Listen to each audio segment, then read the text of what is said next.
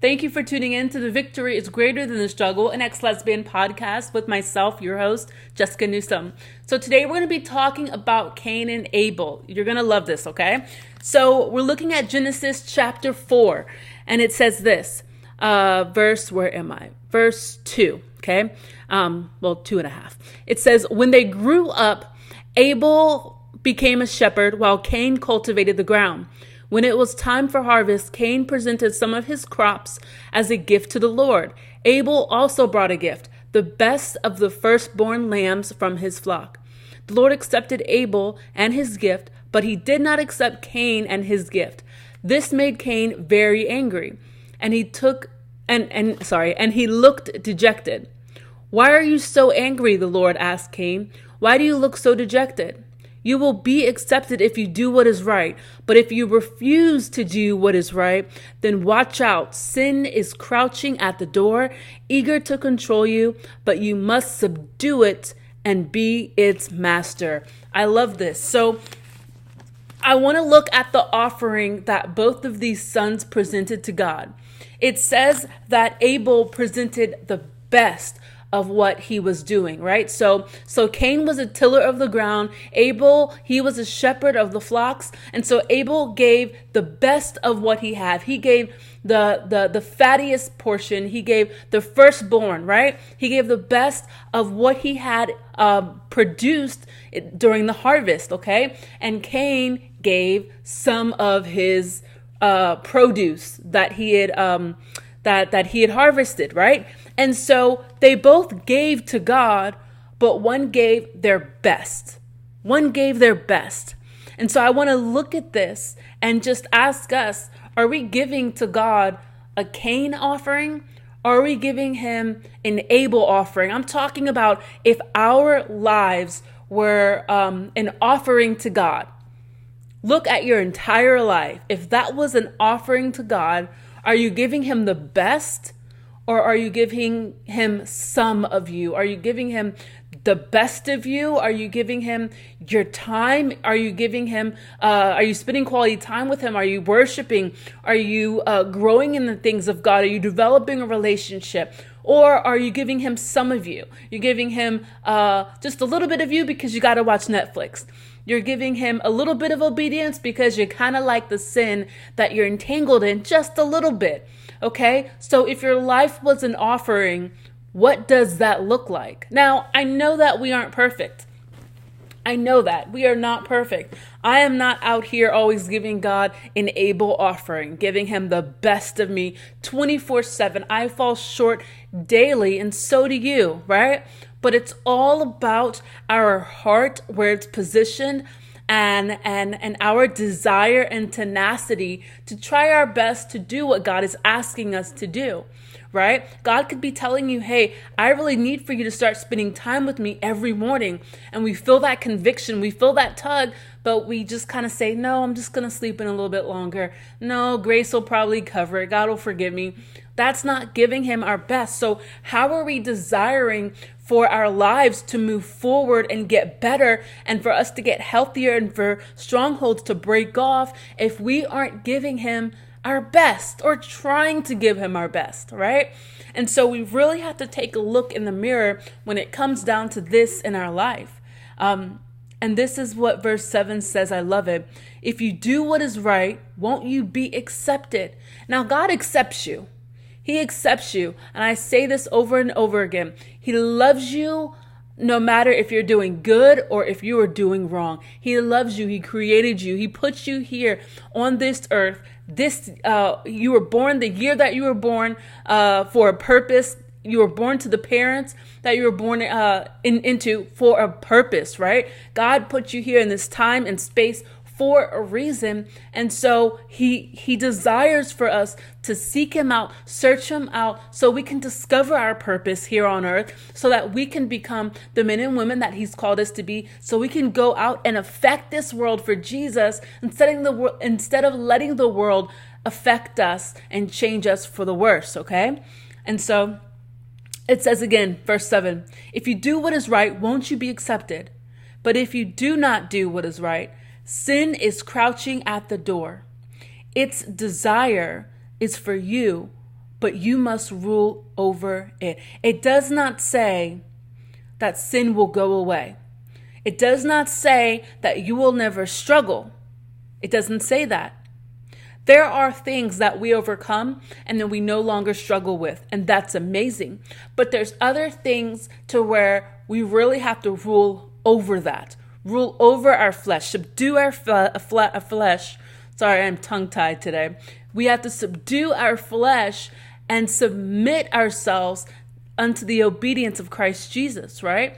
And so it says that sin is crouching at the door if we do not do what is right. It's waiting for that door to be cracked open just a little bit. If you give God just a little room to move, if you give the enemy just a little bit of room to move, just a little bit of room to get in there, he will bust that door wide open and he will wreak havoc in your life. So let's look at some specifics, okay?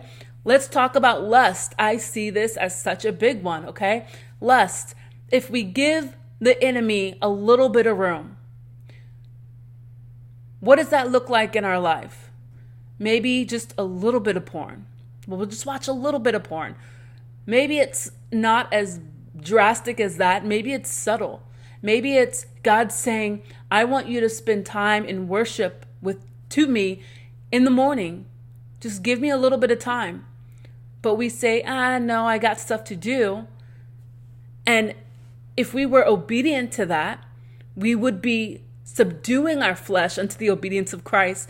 And we would basically, I think of sometimes our devotion to God, our spending time with him.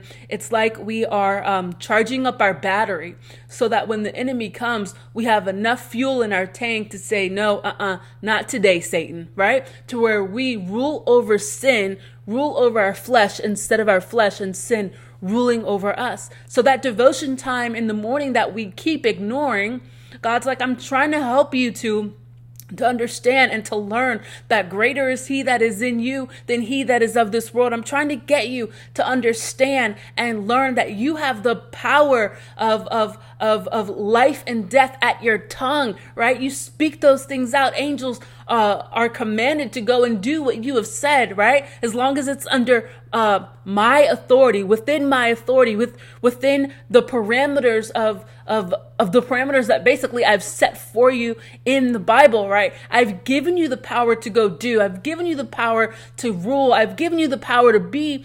But if you don't know how to use those things, if you don't do what I'm asking you to do so you can learn how to use these tools, what's going to happen? Sin's going to rule over you. And a lot of us are living in this vicious cycle of sin over and over again, feeling stuck over and over again, feeling trapped over and over again. And God is continuously saying over and over again, I want you to spend time with me. Over and over again, I want you to wake up and read the Bible. Over and over and over again, I want you to spend time in worship with me. I want you to join that small group. I kept telling you, I want you to join the community of believers in different activities and develop Christ-centered friends. I'm telling you to let go of these relationships that are holding you down, that have you bound. But we do not listen to God. And so when we don't listen to him, sin is not only crouching at the door, but it's already in our lives and it's not going anywhere because we give it permission. We give it permission. Sin's desire is for us, but we must rule over it. We must rule over it. Are you ruling over the sin that is in your life? I know it's hard. Man, there's stuff that has been in my life. Some stuff that I've overcome, some stuff that I'm still struggling with. And I can honestly say it is my lack of doing, of not doing what God is asking me to do. That's the reason why some stuff is still there, right? Laziness can be such a big issue in our life, right?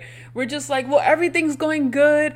Nothing's going like absolutely crazy. I'm not involved in some crazy kind of sin or anything like that.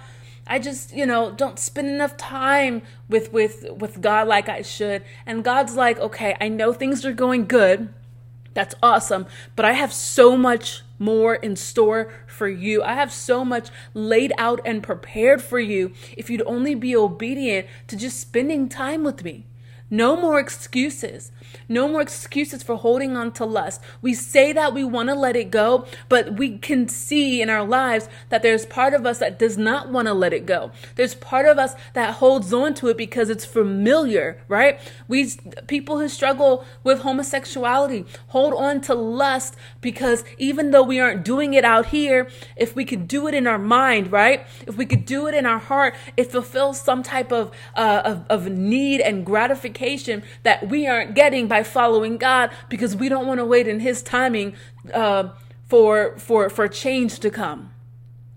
So we gratify the desires of our flesh, even if it's low key, to where no one realizes it, to where no one knows about it. It's only us and God. And we think we aren't hurting anybody, but you know what? We are hurting someone. We're hurting ourselves. We're hurting our future. We're hurting the destiny that God has for us by not being obedient. So are you giving Him your best? As Christians, we can't be complacent. We can't be complacent with this okie doke, mediocre, lukewarm Christianity. God says be hot or be cold, but don't be lukewarm. I'll spit that out. God forbid we get to the pearly gates when we die. And God's like, well, you were real lukewarm. No entry. We like to imagine God as someone who is fashioned to how we create Him to be in our minds of what good is. But He sets the standard for good, not us. Not us. That will not ride. It will not slide when we get to heaven. Be hot or be cold. But what lukewarm does is it confuses other Christians. It tears down the fabric of the church because you have one foot in, one foot out. And the people, what does this look like? It looks like Christians who don't really know that God can deliver someone from homosexuality because there's people that say, well, it's okay to be homosexual and like it's permissible with God, right? There's some people that say, well, you could still be homosexual, but you have to be celibate, right? And this is confusing to people. You can believe all these different things. You don't even know what to believe because Christians are on so many different sides of the spectrum. Sin is sin. God's desire for our life is to follow His lead, is to abide our lives by the Bible that He's given us. And we can't go outside of that. I mean, you can, most definitely. But that's not following God. You could follow your flesh. You could follow some other religion. That's totally fine. That's up to you. But if you claim to be Christian and you're following Jesus Christ, we have one Bible. We need to be on the same page. And we can't let our negative experiences shape our view of Christ and our view of Christianity. Excuse it. So I kind of went off topic a little bit. I'm going to leave it as that. Your life. What do you need to change, my friend? What are those areas in your life where God is like, I need for you to be obedient in what? I want you to fill in that gap, literally right now. Fill it in. What are the areas that you have been ignoring God in? Those things that He's been wanting you to do, and you've just been kind of sidelining God on the topic, right? So we really need to just do better. God, I don't know. We just need to do better. That's what we need to do. We need to do better. Thank you for tuning in, guys. I love you. Thank you for tuning in to The Victory is Greater Than the Struggle, an ex-lesbian podcast with myself, your host, Jessica Newsom. See you next time.